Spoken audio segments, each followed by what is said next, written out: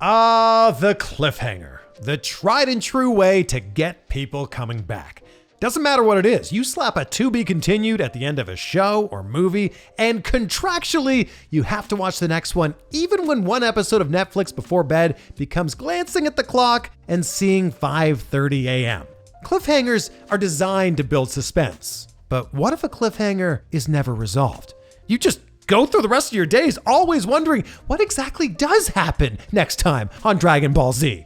Unfortunately, this happens more often than it should in the world of wrestling. Partially because the biggest show in town sometimes thinks that fans have the memory of a goldfish.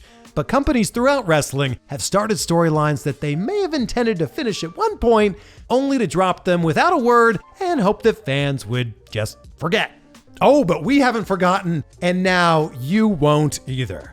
I'm Chris Van Vliet, hailing from partsFUNknown, and these are the 10 biggest unresolved cliffhangers in wrestling history.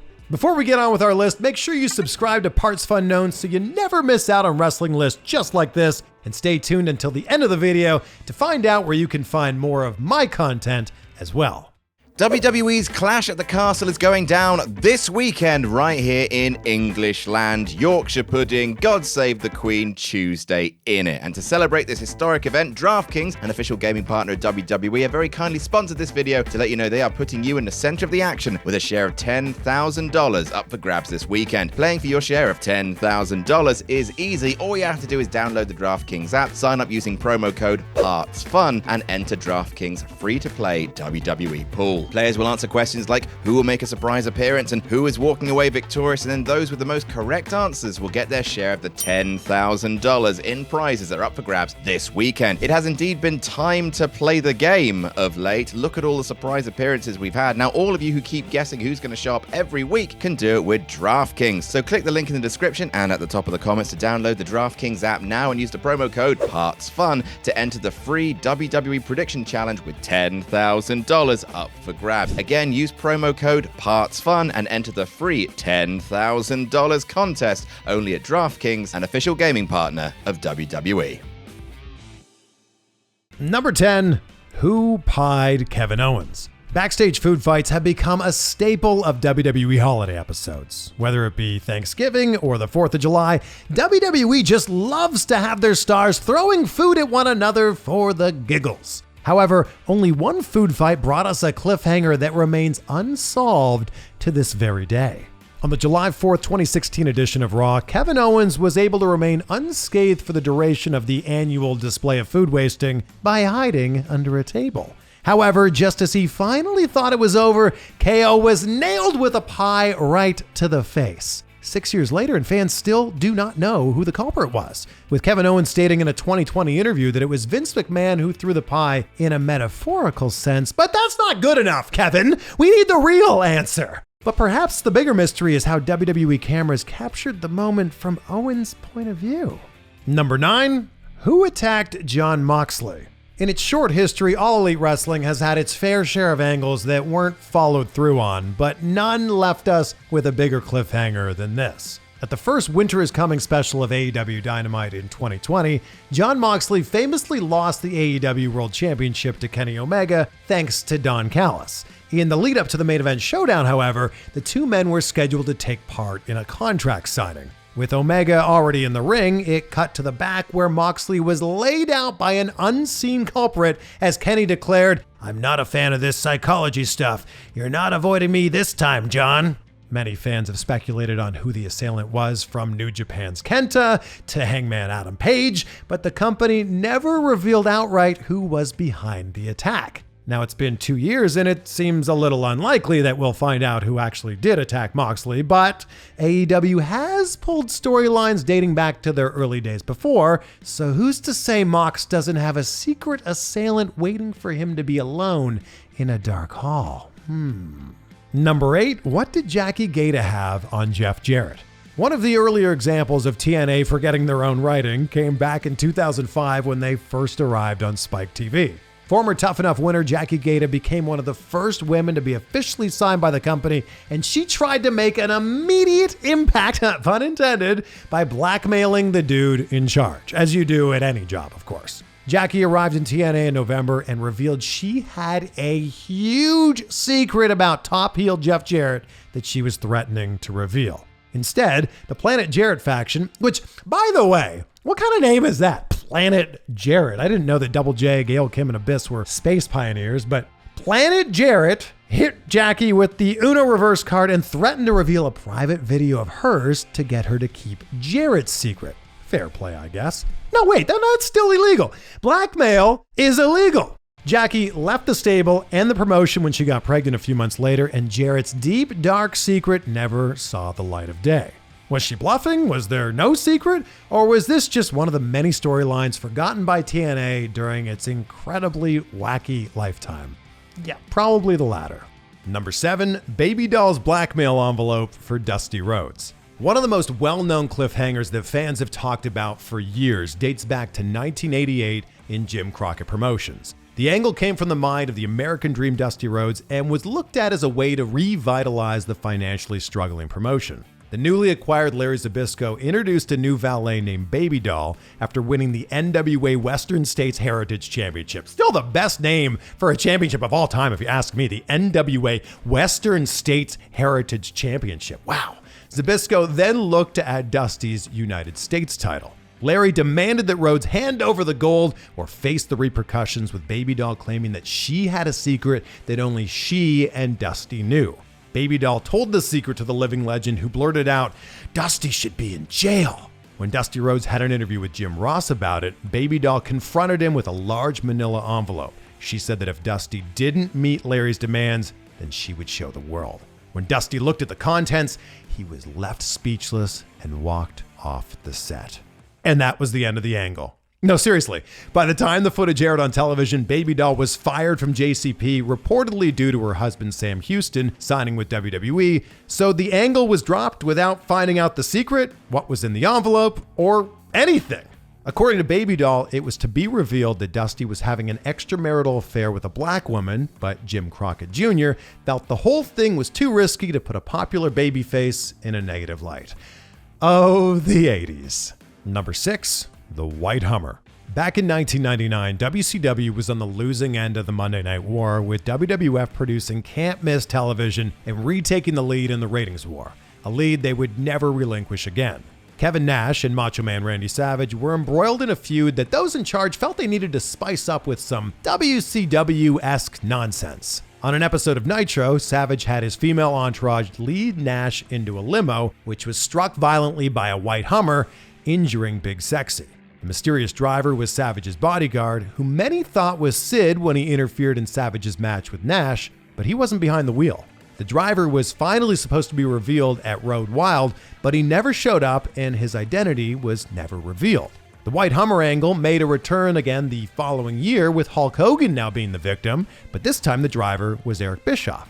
I mean, WCW could try to say that it was Eric all along, but that would involve him being Randy Savage's bodyguard, and I simply will not accept that as a possibility.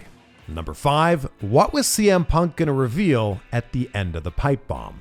CM Punk's pipe bomb on the June 27th, 2011 edition of Raw was one of the most memorable promos in WWE history. It helped take Punk to the next level and provided dozens of sound bites that have all been analyzed in the decades since. However, there's still one element of his famous speech that remains a mystery. Punk talked about a lot of things concerning Vince McMahon during the promo, but at the end, he brought up the Be a Star anti-bullying campaign, saying that he had a story to tell about Vince McMahon. This would imply that it was a story about Vince being a bully. Totally unbelievable. Come on, Punk. However, his microphone was cut off before he could regale us with this tale. A lot of fans wanted to know what the Best in the World was about to say, and in the years since, Punk has said that he didn't plan what he was going to say in the promo, with this being the cue to cut his mic. But was there something more? There is certainly plenty of material for Punk to pull from, but we'll never know how much more promo Punk had left in him when his promo was so rudely interrupted. Number 4, why did Hogan lie down for Sting?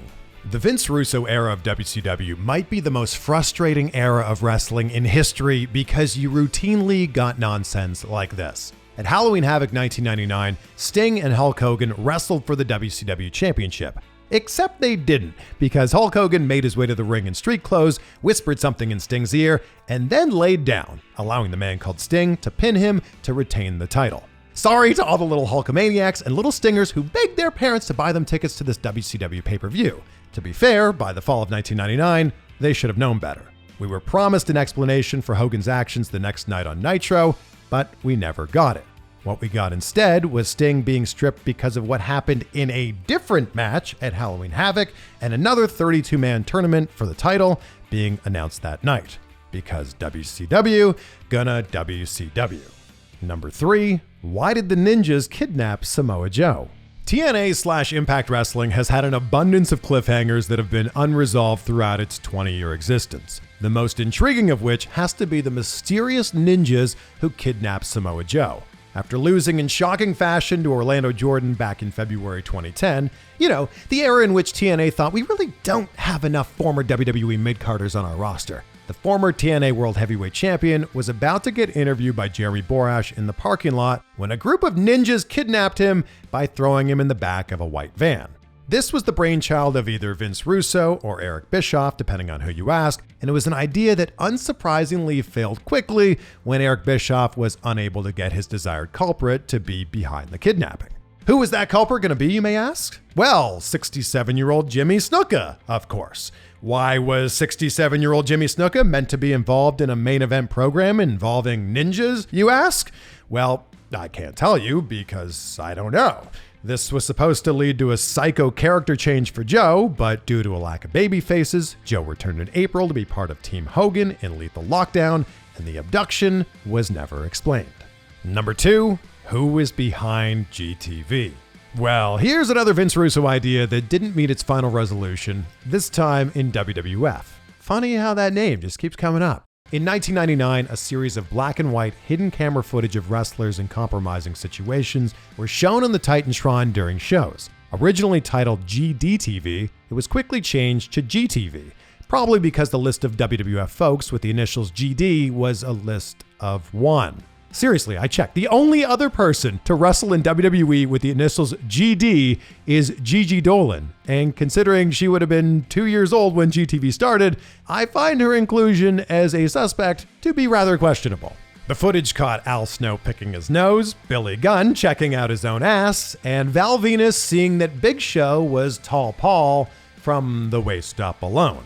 The series was later used to further angles like Eddie Guerrero and Chyna's relationship, and as weeks and months went on, the mystery of GTV remained unsolved. Who was behind the videos? What was the purpose of capturing these hidden moments? What was the end game of all of this? By the summer of '99, the GTV videos became less frequent and then disappeared completely without any of those questions being answered. A year later, in 2000, GTV made a brief return before disappearing forever. Goldust was supposed to be revealed as the man behind these videos, hence the GD, but before that could happen, Dustin Rhodes left the company for WCW, so to this day, the man behind it has never been revealed. But hey, I'm on to you, Gigi Dolan. And number 1, what was in Shane's lockbox? McMahon family secrets are quite a popular topic nowadays, but hey, let's go back to a time when it was simply used as storyline fodder. In 2016, Shane McMahon made his triumphant return to WWE after 7 years away. Besides getting under the skin of his sister Stephanie, the prodigal son blackmailed his father Vince with a mysterious box that had a family secret inside. This was something that fans wanted to have answered, and even had some rooting for Shane O'Mac against The Undertaker inside Hell in a Cell at WrestleMania 32. Shane was supposed to reveal the contents of the lockbox if he defeated Taker at the Show of Shows, yet despite a death-defying leap from the top of the cell, Shane failed to beat the dead man, thus the mystery of the lockbox was never resolved. Did WWE ever have a plan in place for the storyline, or is the lockbox ever gonna come back one day? Who knows, really? Maybe Shane's sons will bring it up again when they dance to the ring one day. And that, my friends, is our list. I'm Chris Van Vliet, hailing from partsFUNknown. Make sure you subscribe so you don't miss out on more lists like this, and subscribe to both of my channels, Chris Van Vliet and CVV Clips, and check out a lot of the interviews with a bunch of people that we mentioned during this list on my podcast, Insight with Chris Van Vliet. Be great, be grateful, have an amazing day, and most importantly, Vliet that Vliet.